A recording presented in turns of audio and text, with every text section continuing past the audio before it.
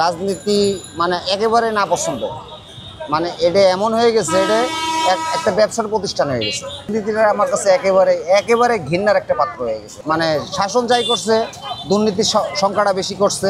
বিশেষ করে আওয়ামী লীগ সবচাইতে পৃথিবীতে মানুষের এরকম কষ্ট দেয় না। সে তার মন মতো দেশ চালাইছে, তার মন মতো সে যা কিছু করছে। আওয়ামী লীগের আমলে আসলে সত্য কথা বলতে কি, আমি কোনো এক সময় বিএনপি করতাম, বুঝছেন। আমি কোনো এক সময় বিএনপি করতাম, যেহেতু ওই বিএনপিতে আমার নামের লিস্ট পাওয়ার পরে আসলে আমি আগাগোড়ায় আমার অল ফ্যামিলি আমরা সম্পূর্ণই আমরা মানে কর্মজীবী। আমরা মানে রাজনীতি নিয়ে ব্যস্ত থাকি না, কিন্তু শুধু অপরাধ ছিল যে আমরা বিএনপি করতাম, তাই কথা হচ্ছে। করার কারণে আমি যে কোনো কারণবশত আওয়ামী লীগ আমার নামে মামলা দিছে, একটা দুইটা না, প্রায় 13-14টা মামলা দিছিল। ঠিক আছে, কারণ এলাকায় মোটামুটি আমার একটু মানুষের চিন্তাবিধায় এই কাজটা করছে, বুঝছেন। করার পরে আমি দীর্ঘ 13 বছর জেল খাটছি। আমি বর্তমানে এখন মানে রাজনীতি মানে একেবারে না পছন্দ, মানে এটা এমন হয়ে গেছে, এটা একটা ব্যবসার প্রতিষ্ঠান হয়ে গেছে, কথা বুঝছেন। আর জামাত দেখলাম, কি বলে বিএনপি দেখলাম, আপনার আওয়ামী লীগ দেখলাম, জাতীয় পার্টিও আমি দেখছি। কিন্তু এখন আমি মন থেকে চাইতেছি যদি জামাত যদি ক্ষমতায় আসে ইসলামী দল হিসেবে, সবচাইতে আমাদের দেশের জন্য আমি মনে করি ভালো হবে যদি তারা ভালোভাবে কাজ করে। এখন আমি এই কি বলে সত্য কথা বলতে কি, রাজনীতিটা আমার কাছে একেবারে ঘৃণার একটা পাত্র হয়ে গেছে। কারণ দেখতেছি তো আমি কি বলে জাতীয় পার্টিরও শাসন দেখছি, প্লাস বিএনপিরও শাসন দেখছি, আওয়ামী লীগেরও শাসন দেখছি, কথা বুঝছেন। কিন্তু আসলে আমি কারোরই শাসনটা আমি মানে শাসন যাই করছে, দুর্নীতির সংখ্যাটা বেশি করছে, প্লাস আর বিশেষ করে আওয়ামী লীগ সবচাইতে পৃথিবীতে মানুষের এরকম কষ্ট দেয় না। ঠিক আছে, এরকম কষ্ট সাধারণ জনগণরাও দিছে, প্লাস আপনার নিরীহ মানুষরাও দিছে, প্লাস অপরাধী তো পাইছেই, কিন্তু নিরীহ মানুষ আর সাধারণ জনগণই বেশি পাইছে, মানে খুব কষ্ট পাইছে। সে তার মন মতো দেশ চালাইছে, তার মন মতো সে যা কিছু করছে, তার মন মতোই সব কিছু আর কি করছে। এখন বর্তমান যদি আপনার জামাত যদি ক্ষমতায় আসে সবচাইতে বেশি ভালো হবে।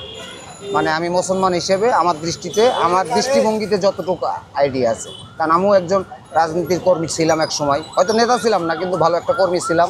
সে কর্মী অনুযায়ী আমি বলতেছি, সকলকে জোর অনুরোধ করে বলতেছি, যদি আওয়ামী লীগের শাসন সবাই দেখছে, বিএনপি শাসনও দেখছে, প্লাস আপনার জাতীয় পার্টির শাসন দেখছে, এখন আমাদের একটু জামাতের দেখার দরকার, সবচাইতে বেশি ভালো। জামাত আসলে কি এখন তাদের মানসিকতা মুসলমান হিসেবে তো ভালোই দেখতেছি। এখন দল ক্ষমতায় আসার পরে তারা দেশে আপনার শাসন ব্যবস্থা পাওয়ার পরে যে কি করবে সেটা আল্লাহর উপরে ছেড়ে দিতে হবে এখন, কারণ বাকি আমরা সবারই তো দেখলামই। এই আওয়ামী লীগের যে অত্যাচারে আমি এই মামলা মোকদ্দমায় অনেকটা মানে একটু অর্থনৈতিক দিক থেকে ক্ষতিগ্রস্ত হয়েছি। তারপর আমার জীবন থেকে প্রায় 13-14 বছর চলে গেছে, আমি পিছিয়ে পড়ে গেছি। এই কারণে আর্থিক অবস্থার দিক থেকে এখন আমি মোটামুটি খারাপ বলা যাবে না, কিন্তু আসলে আমি খুব ভালো সচ্ছলতাও না। এখন সব কিছু ক্লিয়ার করে ফেলাইছি, কিন্তু মামলা ক্লিয়ার করতে গিয়ে মোটামুটি আমার বসত বাড়ি ছাড়ার কিছু নাই, প্রায় 70-80 লক্ষ টাকা খরচ করে ফেলাইছি আমি। মামলা শেষ করে জেল থেকে বেরোয় আমি পরে ঢাকা চলে আসছি। আমার পারিবারিকভাবে বলছে তুই ঢাকাতে থাক, আপাতত থাকলে হয়তো বা কোনো একটা হবে। আর সামনে এই যে নির্বাচন আসতেছে, বিএনপির কর্মীরা আমারে খুঁজে, ঠিক আছে, অনেকে জিজ্ঞাসা করে যে তুই রাজনীতি আসিস না কেন। আমার আর ভালো লাগে না, কারণ আমি দেখছি যে আসলে রাজনীতি জিনিসটা একটা নোংরা জিনিস, একেবারে নোংরা। কারণ এরা যেই ক্ষমতা আসছে এবং আসবে, আগামীতে কি করবে আমি জানি না, কিন্তু এই পর্যন্ত যারা আসছে তারা শুধু এই জনগণের ব্যবসায়ী করছে, জনগণের সুবিধা তারা দেয় না। যতটুকু দিছে, হয়তো দিছে না বললে ভুল হবে, এই যে হাসিনা যেরকম আমাদের দেশের কাজ করছে, রাস্তাঘাট করছে, কিন্তু কাজের থেকে ক্ষতি করছে বেশি। এই যে আমাদের সন্তানরা, আমাদের ভাইরা এই যে জান দিল, এটা খুব নেক্কারজনক ঘটনা, খুবই মানে এর কি দেখেছিলেন আমি জুলাই যোদ্ধায় আমি নিজে যাত্রাবাড়িতে দেখছি, ঠিক আছে, যে এরকম ঘটনা আসলে মানে কোনো মানুষের দ্বারাই সম্ভব না। এই যে মিয়ানমারে যে ঘটনাটা ঘটছে তার চাইতেও নিকৃষ্ট ঘটনা আমি মনে করি। আমি তো ওটা দেখিনি, কিন্তু এই হিসাবে এটা একেবারে নিকৃষ্ট, খুবই নিকৃষ্ট। এটা ঠিক না, কারণ সন্তান তাদেরও আছে, আমাদেরও আছে, আগামীতে যাদের আসবে, যারা প্রজন্ম হবে তাদেরও সন্তানাদি হবে, কিন্তু কেউ চায় না যে কারো সন্তান হারায় যাক, কারো ভাই হারায় যাক, কারো বোন হারায় যাক। মানে অনেক কষ্ট, প্রচুর কষ্ট দিছে, মনে হয় না খুব ভালো হবে। ভয়াবহটা যদি বলতেন। ভয়াবহ বলতে কি তার মানে তার তো মনে হয় আক্রোশ আছে, কথা বুঝছেন, আক্রোশ আছে, জিদ আছে। মানে সে তো একটা জিনিস নিয়েই মানুষের সাথে লড়াই করছে, এটাই মানুষরা বুঝাইছে যে মানে শেখ মুজিব আছে, দেশের সব কিছু আছে। ঠিক আছে, থাকতে পারে, স্বাভাবিক।